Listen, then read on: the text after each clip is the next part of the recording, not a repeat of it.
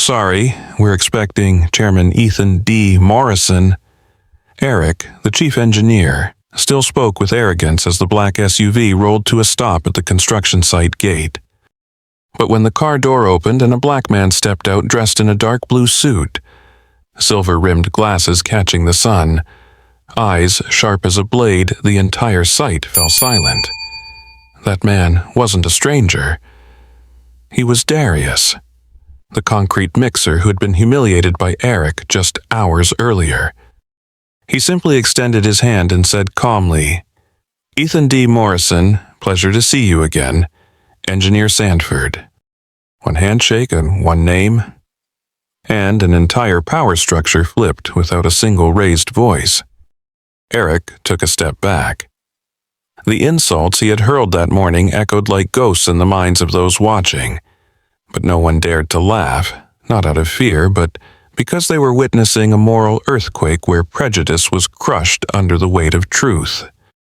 From someone dismissed as worthless, Darius had become the face of silent power.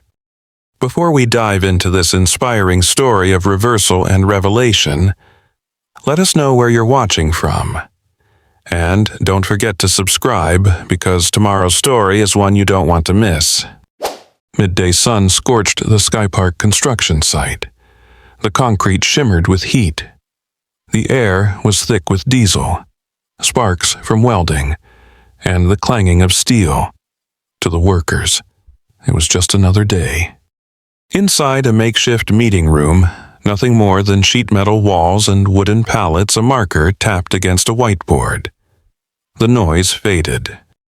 "Focus up, I don't have all day," barked engineer Eric Sandford. His voice cut sharp through the heat.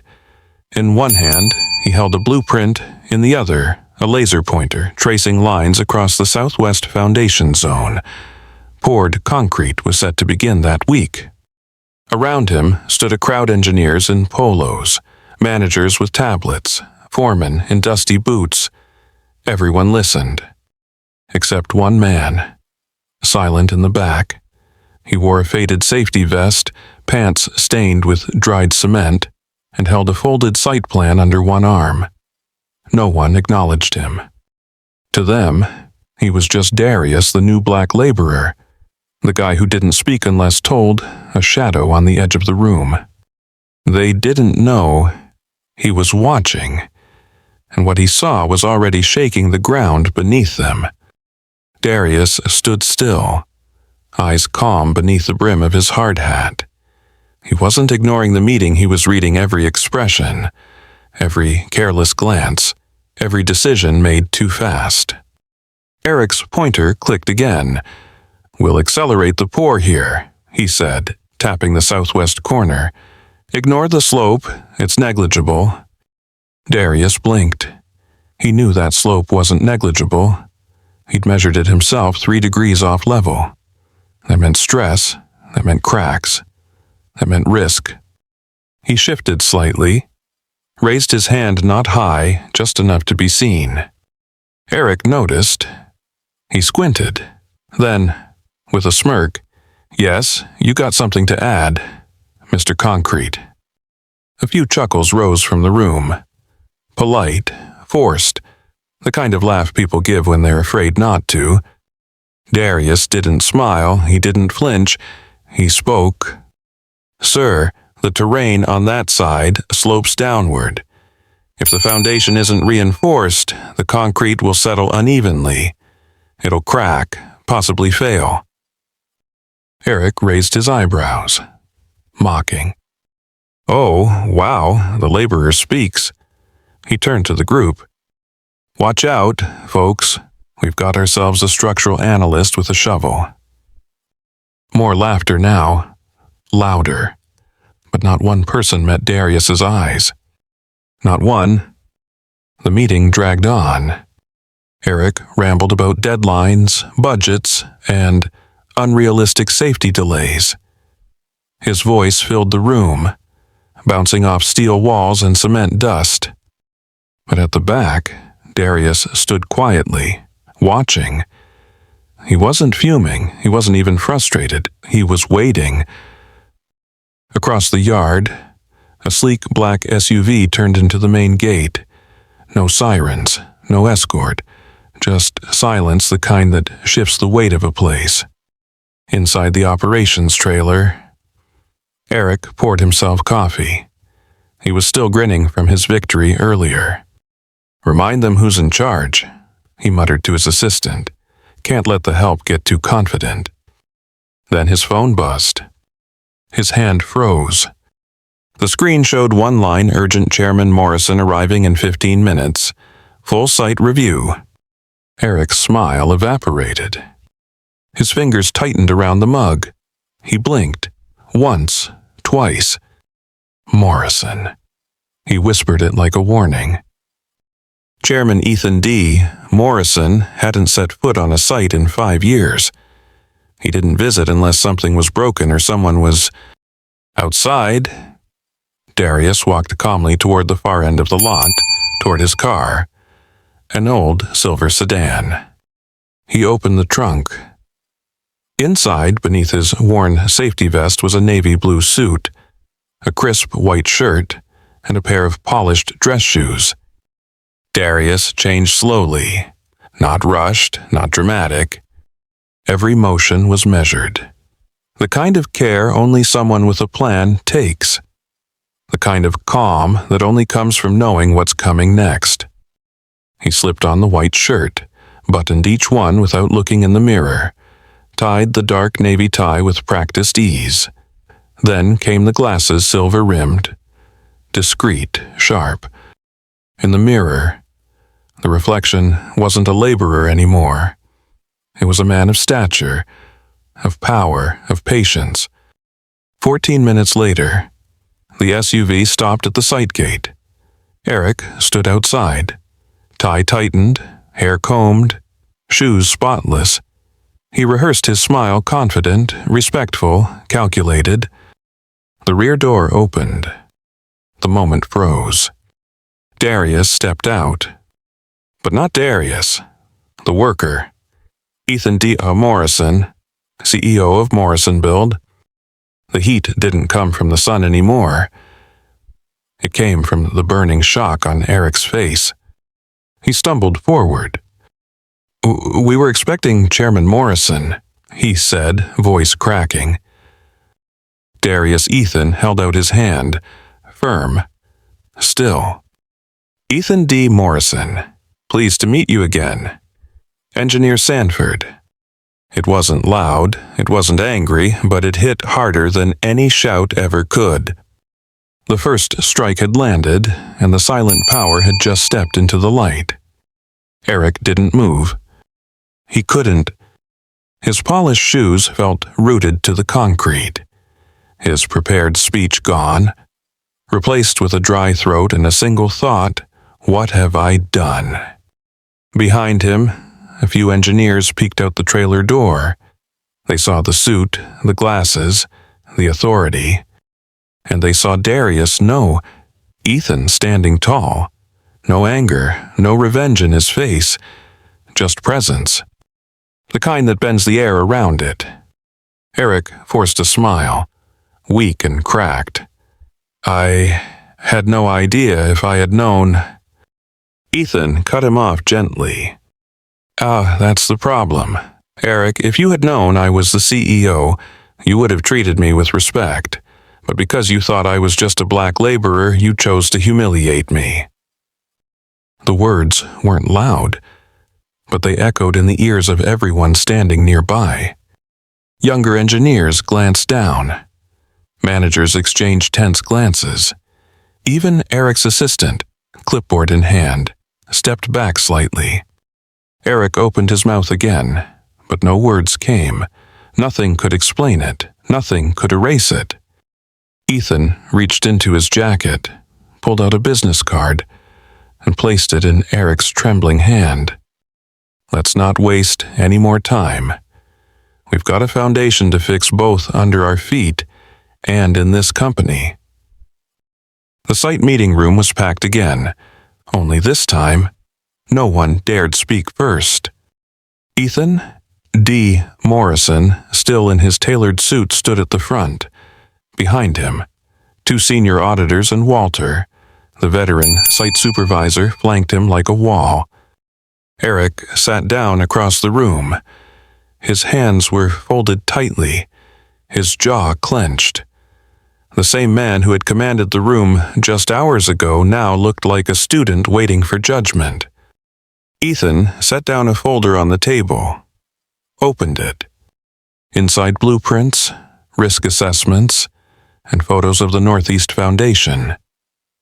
He clicked on the projector. A red circle appeared, a stress point. "This area right here," Ethan said calmly, "was flagged this morning. I brought it up, it was dismissed." Silence. Then Walter stepped forward. He placed a second file down, thicker, heavier. "We rechecked the ground slope, just like Mr. Morrison Darius warned. It's off by 3 degrees. Cracks have already started forming. Gasps, soft ones, but real." Ethan didn't flinch. He let the truth do the talking. His voice lowered. "But the real danger isn't the slope. It's the arrogance that made this room ignore it." And just like that, the humiliation began not from yelling, but from facts, laid bare for all to see. Ethan turned to Eric. His voice never rose. "You told me we don't pay laborers to think." He paused. "Well, if you'd thought just once this morning, we wouldn't be here now." Eric shifted in his seat. His collar was damp with sweat. The air conditioner hummed, but the room felt hotter than the sun outside. One of the auditors stepped forward. He opened a second file. Read from a list. 17 violations. Material substitutions without approval. Skipped microstructural tests. Altered inspection reports. Each word fell like a hammer. Eric's mouth opened. I was under pressure. We had delays. No one was listening. Because by now, they had all heard the truth. They had laughed that morning. They had watched it happen. Now they were watching it unravel. Aaron Langley, the foundation supervisor, stood up. I tried to speak up 2 weeks ago. Eric told me we'd blow the schedule." Another engineer added, "He signed off on 2mm settling, then altered the report." The silence turned heavy. It wasn't just Eric anymore. It was everyone's guilt for letting it happen, for staying quiet, for letting the blueprint of this project be written in arrogance instead of integrity. Ethan didn't pace, he didn't shout, he simply walked to the whiteboard, tapped the corner of the foundation diagram, and said, "This is where it begins." Everyone stared. Not the crack, he continued, the silence. He turned to face the room. This building won't collapse from wind or rain. It'll fall because those who knew the truth chose not to speak, and because those in charge, he glanced at Eric, never learned how to listen. Then he walked to the center of the room. With a quiet beep, he tapped his tablet. The sound system clicked, and suddenly, Eric's voice from that morning filled the room. "We don't pay construction workers to think." The room froze. His tone, his mockery, every single word. Played back, undeniable. Eric's head dropped. There was no room left for defense. No hole deep enough to crawl into.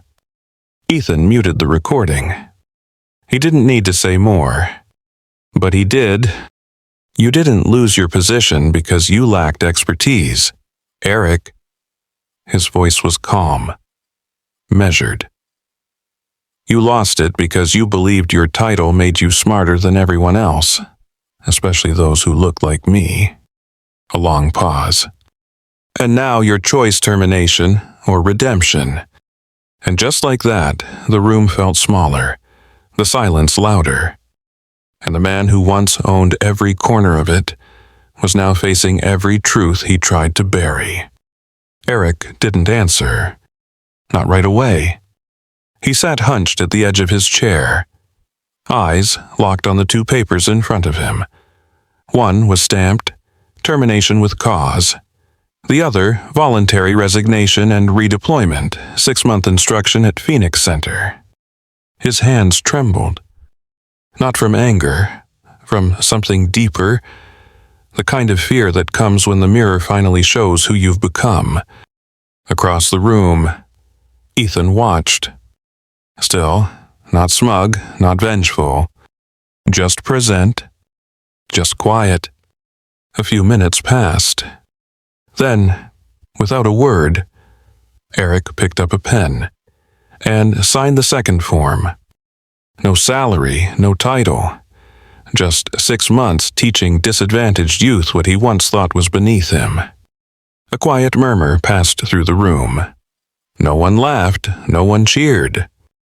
Because what had just happened wasn't punishment.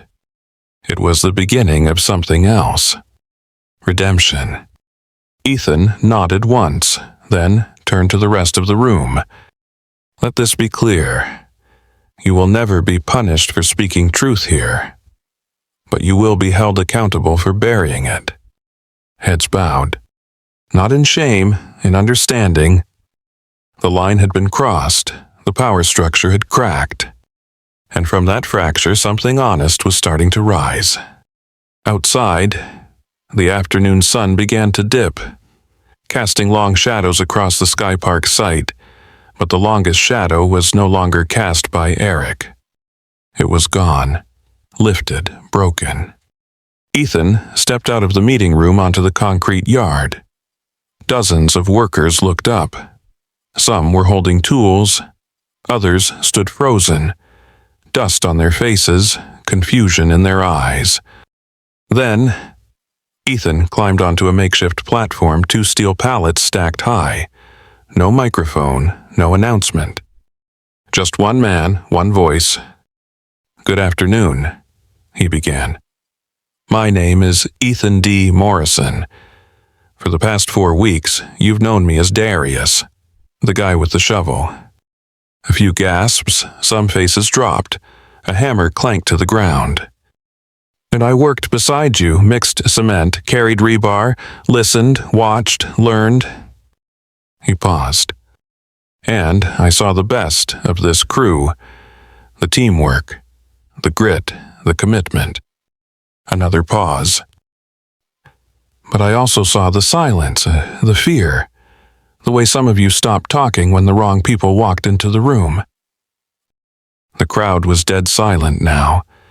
Even the machines in the distance seemed to hum more quietly. Ethan looked across the faces, black, brown, white, sunburned, tired, hardened by labor. "That ends today." Ethan's voice softened, but it never lost its weight. "Earlier today, I dismissed our chief engineer."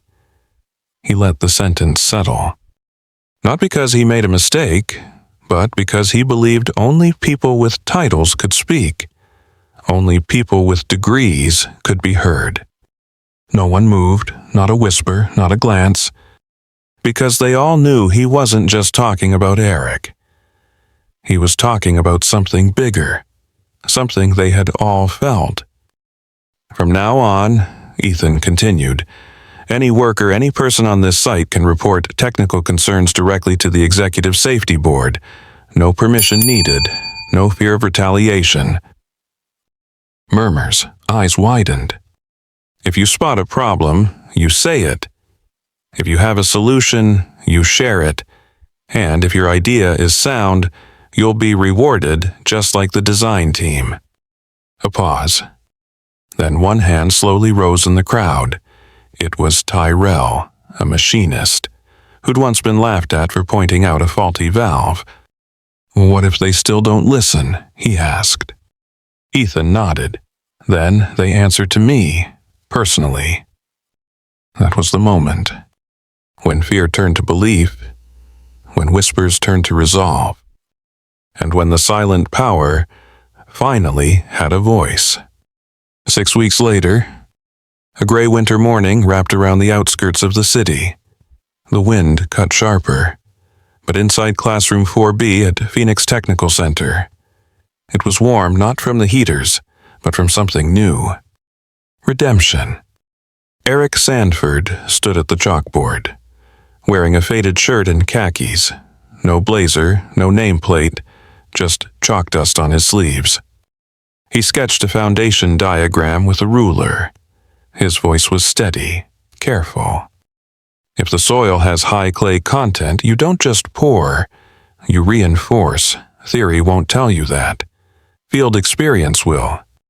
A dozen students watched young men and women from low-income neighborhoods, some fresh out of high school, others trying to restart. They weren't impressed by titles. They listened because he made sense, because he didn't talk down. He talked real.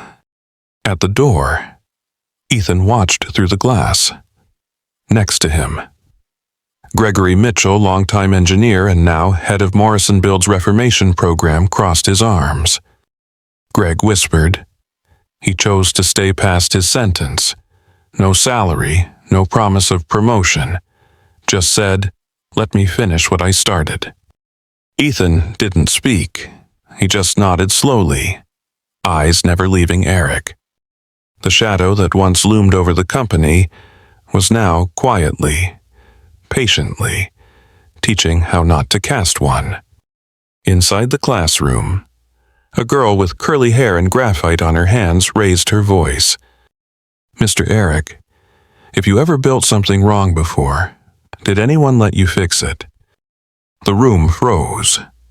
No one laughed, no one whispered. Eric turned slowly, eyes meeting hers. He didn't dodge the question. He didn't flinch. He set the ruler down and folded his hands. "No," he said quietly. "No one gave me that chance. I had to take it, one step at a time, and I learned." He paused, voice steady, eyes now scanning the room. "You don't erase a mistake.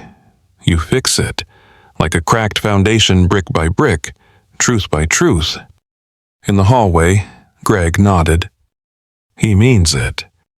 Ethan kept his gaze fixed on Eric, his voice low, almost to himself. "He asked me once, if I do the right thing now, will anyone believe me again?" Greg looked over. "And do you?" Ethan didn't hesitate. "It's not about belief, it's about the chance. If you give it, and they rise, that's silent power." And inside, Eric wasn't just teaching construction anymore. He was rebuilding the thing he once buried, his own integrity. That afternoon, as class ended, Eric gathered the test models his students had built, concrete samples, wooden frames, measuring tools lined the table.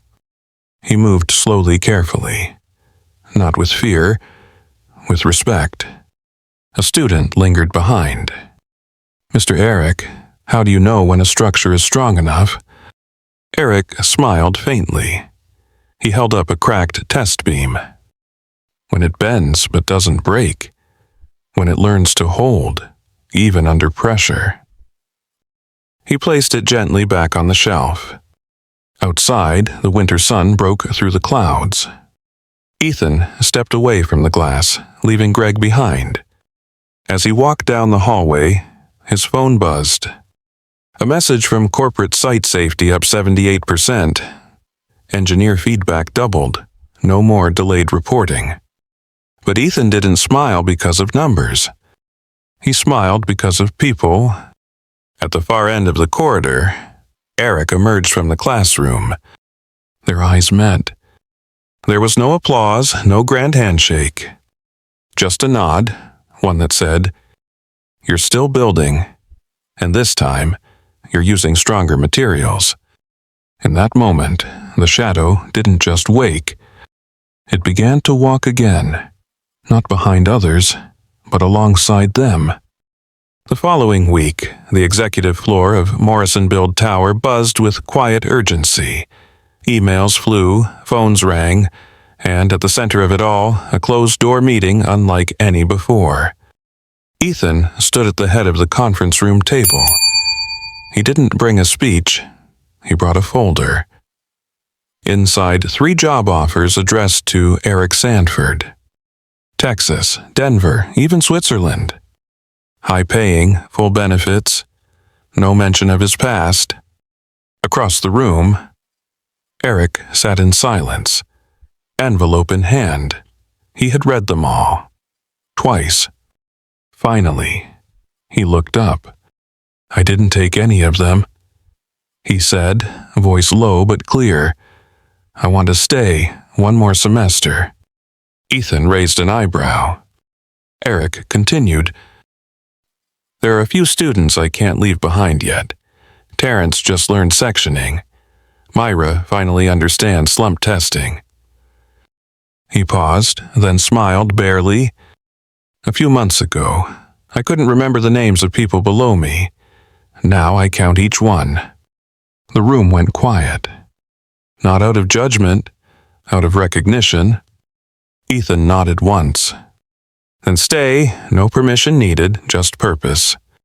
Because when someone falls and chooses to rebuild from the ground up, that's not weakness. That's the beginning of silent power."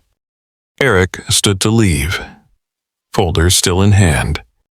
But just before stepping out, he turned. "Ethan, do you think there are others like me, people who fell but never got a chance to fix it?" Ethan didn't pause. "Many." He looked him in the eye. "That's why this program can't stop. 1 Marcus isn't enough. I want a generation who never has to fall, just to learn humility." Eric nodded slowly. He understood. For the first time in his career, he didn't see the role of instructor as a consequence. He saw it as a calling. As the door clicked shut behind him, Ethan returned to his desk. No fanfare, no announcement. Just one quiet decision. To keep the door open for those willing to walk through it differently. Downstairs, in the tower's main lobby, the plaque gleamed under soft lights. "We build with materials, but we rise with humility." Visitors stopped to read it every day, but Ethan, he passed it like a ritual. Not to admire it, but to remember. Because the true strength of a building was never just steel. It was the people who had once broken and chose to hold others up. Weeks passed.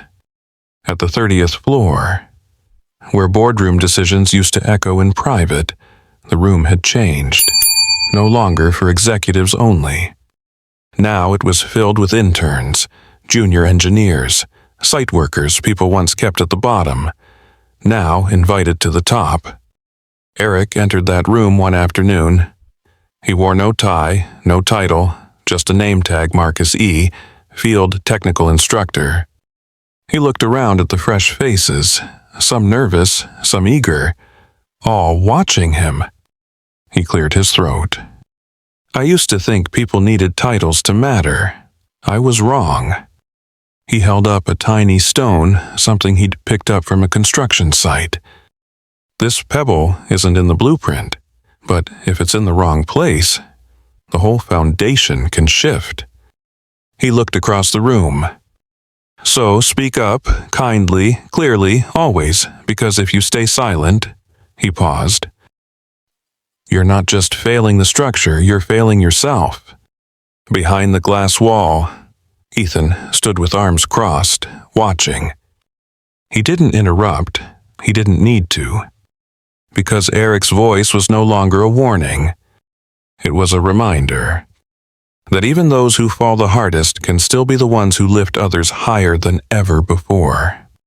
6 months after the fallout, Morrison Build hosted its annual internal summit, but this time there were no suits on stage, no CEOs giving keynote speeches.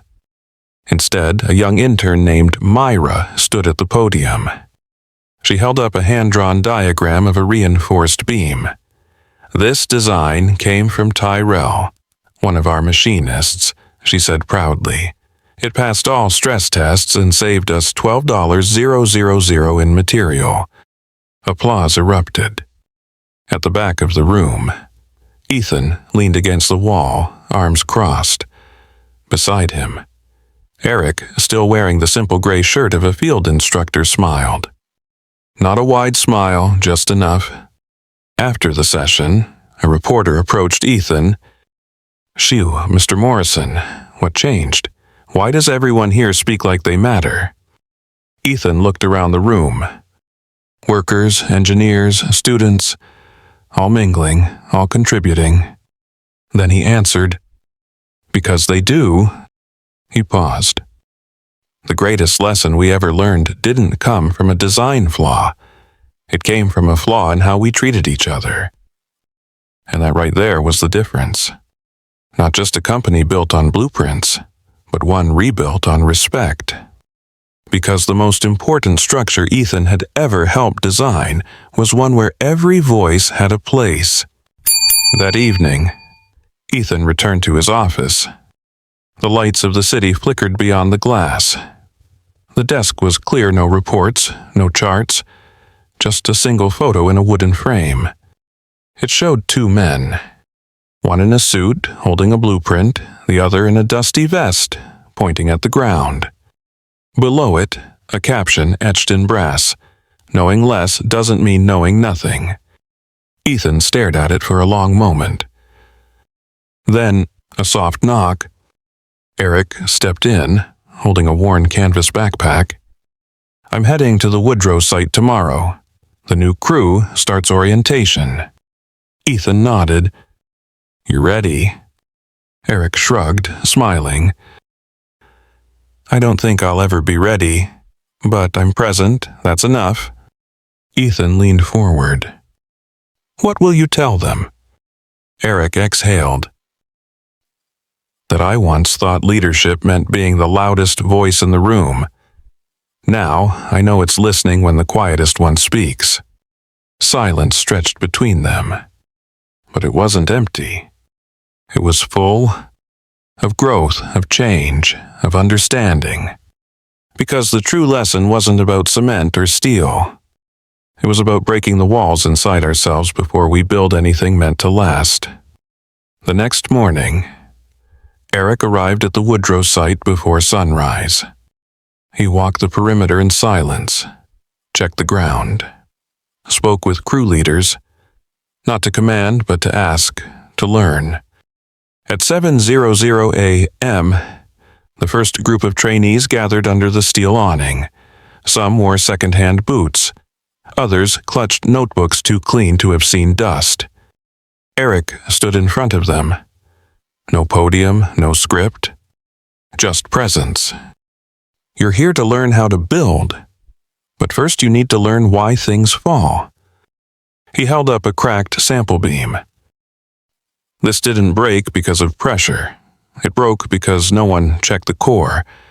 We ignored what was hidden inside. Then he stepped closer.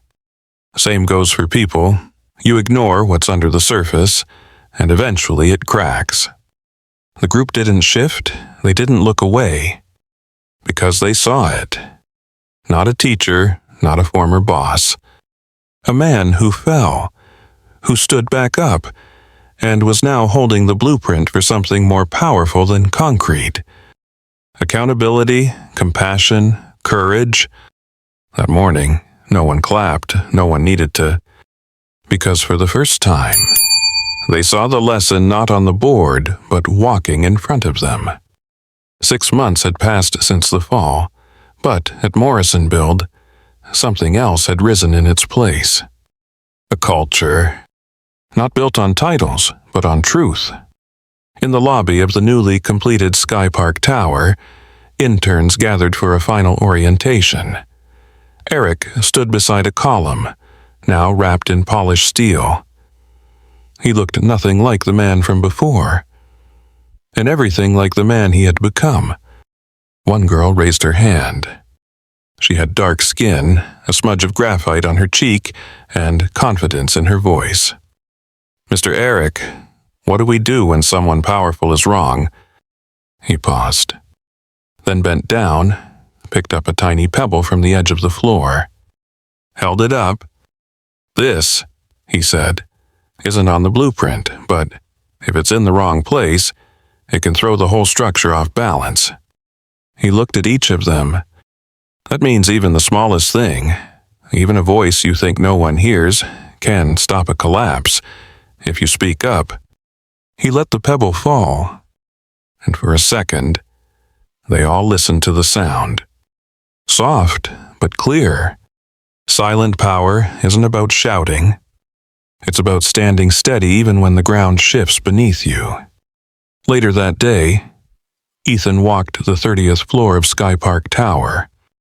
Not with an entourage, not in a suit, just a plain shirt, sleeves rolled up, hands in his pockets. He paused at a new installation, a stainless steel plaque mounted beside the glass wall of the executive meeting room. It read, "The strongest structure isn't built with steel, it's built with respect." He didn't smile. He just stood there, letting the words sink in. Because he remembered. He remembered the laughter, the silence, the arrogance, and the one man who stood in it all until the moment he couldn't anymore. Behind him, footsteps approached. Eric stood quietly, beside him now. The new interns asked today what to do when someone powerful is wrong. Ethan turned, eyebrows raised. "What did you tell them?" Eric looked at the plaque. "Speak up, kindly, firmly, even when it's hard." He turned to Ethan. "And they listened?" Ethan nodded. "Then we're building something that will last. Because glass will crack, steel will rust. But a foundation built on silent power, on dignity, on courage, on truth, that's what holds when the rest begins to shake." At the center of Morrison Build's new headquarters, a unique space had been created. Not for deals, not for executives, for listening. They called it the ground room. No podiums, no rows of chairs, just one open floor. And every week, workers from every level gathered there to speak. Not to report, but to be heard. One afternoon, a young welder named Luis stepped forward. He pointed to a detail in a site photo, a faint crack near a base plate. This wasn't on the checklist, but it didn't feel right. An engineer nodded. The risk was real. A fix was issued the next day. No one was blamed, no one was punished. Luis received a bonus equal to a senior consultant, but more than that, he received silence. The good kind, the kind where no one talks over you, the kind that means everyone is listening. Outside, the skyline stretched high. Towers of glass, steel and wire. But the true foundation, the one that held it all, wasn't made of cement. It was made of voices. Voices that had once been ignored, now woven into every floor, every frame. And that was the rise of silent power. If this story touched your heart, make sure to like, share, and subscribe.